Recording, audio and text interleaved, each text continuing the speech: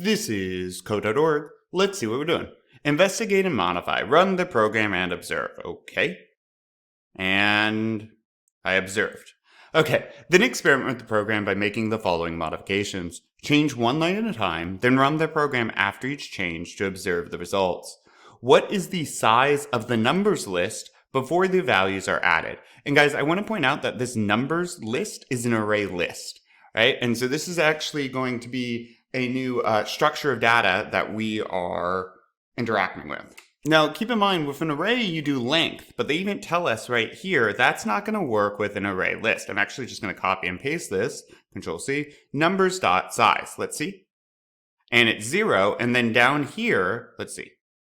And so something that's odd is it is a length of 3. Well, wait a minute, we have a 10, we have a 20, but then we added 0 and 30. And so now they're going to have us, what's the size after we add each thing? So let's go ahead before and then all the way. And there we are. And there we are. And notice each time we're only adding 1 to the size. Now, after the first, yep.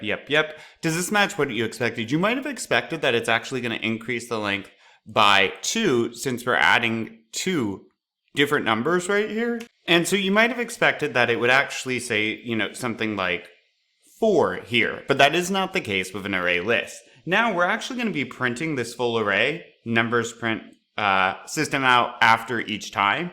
So let's go ahead and do that. I'm actually going to joop. And what I'm going to do is comment out the size line just to make it a bit more clear.